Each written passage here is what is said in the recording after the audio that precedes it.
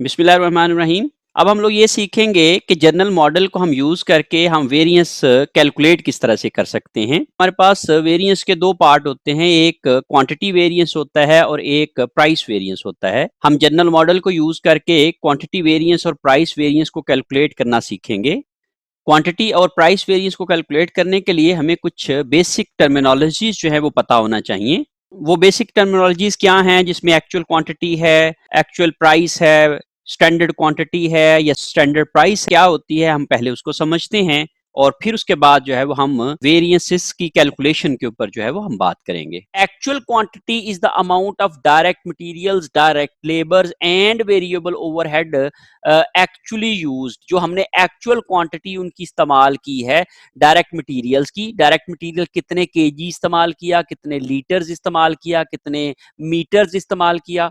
Direct labour hours कितने hours इस्तेमाल की, और वेरिएबल ओवरहेड्स में हमने एक्चुअली जो आर्स हैं वो कितने इस्तेमाल किए, उनको हम लोग एक्चुअल क्वांटिटी बोलेंगे।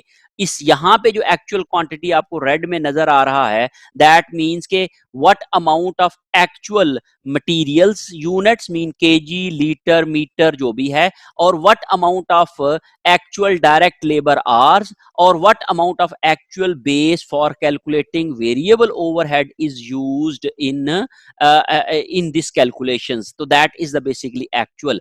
And what is the standard quantity in this figure? So standard quantity is the quantity allowed for actual output of the period. That is basically the noting point. आपने जब फ्लेक्सिबल बजट बनाना सीखा था तो उसमें हम लोग flexible budget में हम ये सीखते थे कि एक्चुअल लेवल ऑफ एक्टिविटी के ऊपर आपके रिसोर्सेज कितने कंज्यूम हो रहे हैं और आपकी कॉस्ट कितनी आ रही है।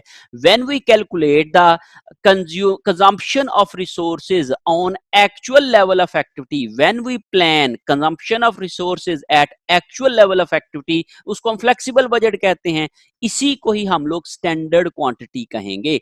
फॉर एग्जांपल हमने कहा जी कि एक यूनिट बनाने के लिए हमें 5 केजी मटेरियल यूज होता है। तो अगर हम लोगों ने एक्चुअली 150 यूनिट बनाए हैं तो उनके ऊपर कितना मटेरियल यूज होना चाहिए, that is basically the standard quantity for actual output.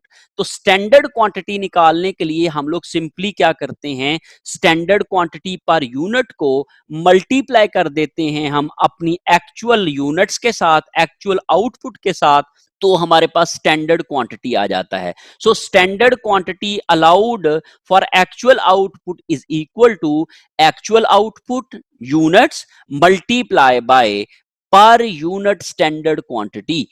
If we have actually produced 100 units in a month or in a day and we consume 5 kg per unit of material as standard, then we should have consumed 500 kg of materials. That is called standard quantity for actual output, for actual production. Actual price is the amount actually paid for input used.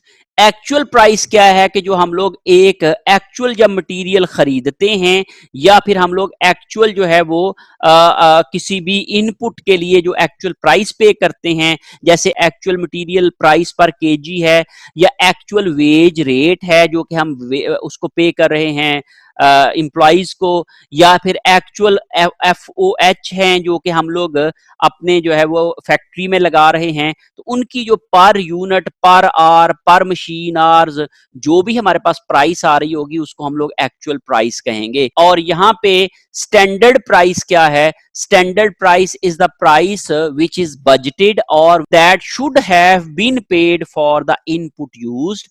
वो जो input use कर रहे हैं उनके लिए क्या price हमें पे करनी है या करनी चाहिए, वो हमारी स्टैंडर्ड प्राइस कहलाएगी। Standard price is the amount that should have been paid for the input used. जो इनपुट हम यूज करने जा रहे हैं या कर रहे हैं उनके लिए हमें कितनी पर यूनिट प्राइस पे करनी चाहिए, तो उसको हम लोग स्टैंडर्ड प्राइस बोलेंगे। When we multiply standard quantity with standard price, that is our standard cost और that is our flexible budgeted cost. इसको हम लोग फ्लेक्सिबल बजटेड कॉस्ट भी कहते हैं।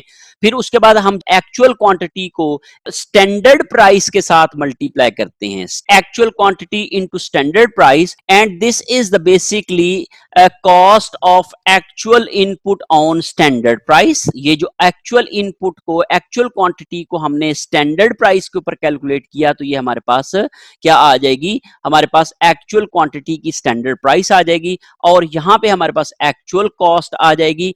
तो basically that is 1 minus 3. This is basically flexible budgeted cost and this is basically actual cost.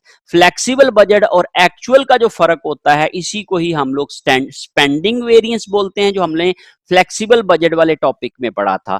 तो इस तरीके से हम लोग बेसिकली फ्लेक्सिबल बजट की फिगर को और स्पेंडिंग वेरिएंस की फिगर को हम डिवाइड कर रहे हैं into two components, that is quantity variance and that is price variance. And for the calculation of quantity variance we take this standard quantity into standard price minus actual quantity into standard price. इसको हम लोग इस तरीके से 2 minus 1 करेंगे तो हमारे पास क्या आ जाएगा, हमारे पास क्वांटिटी वेरिएंस आ जाएगा। और यहां पे जब हम लोग 3 minus 2 करेंगे, mean actual quantity into standard price and actual quantity into actual price. Here in this example you must see कि स्टैंडर्ड प्राइस और एक्चुअल प्राइस का फर्क है, और एक्चुअल क्वांटिटी और एक्चुअल क्वांटिटी दोनों में सेम है, मीन ये दोनों में सेम है, इसलिए क्वांटिटी का कोई इंपैक्ट नहीं है इसके ऊपर। यहां पे प्योरली जो डिफरेंस आ रहा है, ये जो हम कैलकुलेट कर रहे हैं, that is a purely due to price, तो इसलिए हम लोग इसको प्राइस वेरिएंस कहते हैं। Here is the difference purely due to quantity, because price is in same both situations is the same. यहां पे भी स्टैंडर्ड प्राइस है, यहां पे भी स्टैंडर्ड प्राइस है, लेकिन जो डिफरेंस है दोनों में वो किस वजह से आ रहा है, ये सारे का सारा वो क्वांटिटी की वजह से आ रहा है। तो इसलिए हम लोग इसको क्वांटिटी वेरिएंस कहते हैं और इसको हम लोग प्राइस वेरिएंस कहते हैं। जब इन दोनों को कंबाइन करेंगे तो ये हमारा स्पेंडिंग वेरिएंस या फ्लेक्सिबल बजट वेरिएंस बनेगा। और अगर हम रिवर्स चलेंगे तो फ्लेक्सिबल बजट वेरिएंस और स्पेंडिंग वेरिएंस को हम दो हिस्सों में डिवाइड कर सकते हैं, that is the quantity part of variance and that is the price part of variance. If actual price per unit of input is less than standard price of per unit, then it would be favorable. When actual price is less than standard price, it is favorable. When actual price is greater than standard price, it is unfavorable, because this is expense. expense के लिए हम लोग जब material, labour, FOH के लिए calculate करेंगे तो ये हमारी प्राइस और क्वांटिटी का जो है वो वेरिएंसेस का जो है वो मॉडल बनेगा, या उसकी फेवरेबल अनफेवरेबल सिचुएशंस बनेगी। कि जब हमारी actual price of input, input की बात हो रही है यहाँ पे, ये रेवेन्यू की बात नहीं हो रही, रेवेन्यू में उलट हो जाएगा। actual price of input is less than standard price of input, then this is favorable situation.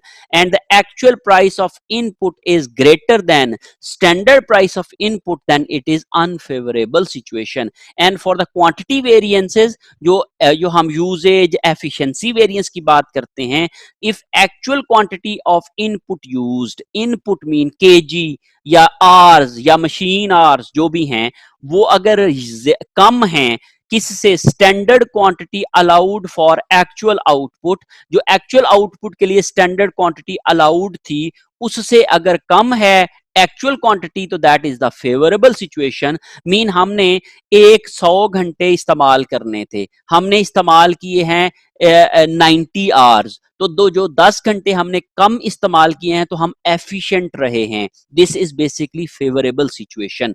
And when there is actual quantity of input used, mean actual quantity of materials, actual quantity of labour hours, actual quantity of machine hours or labor hours, basically this is greater than when standard quantity allowed for actual production, तो तब हमारे पास unfavourable situation बनती है। तो ये याद रखिएगा कि जब आप लोगों ने फेवरेबल और अनफेवरेबल का फैसला करना है तो आप ये देखेंगे कि आपके पास एक्चुअल क्वांटिटी और एक्चुअल स्टैंडर्ड क्वांटिटी क्या है और एक्चुअल प्राइस और स्टैंडर्ड प्राइस क्या है, इन दोनों का कंपैरिजन करेंगे तो आपके पास फेवरेबल और अनफेवरेबल सिचुएशन जो है वो सामने आ जाएगी। This was our basically journal model, जिसको हम लोग जो है वो यूज करके यहाँ पे अपने वेरिएंसेस को कैलकुलेट कर सकते हैं।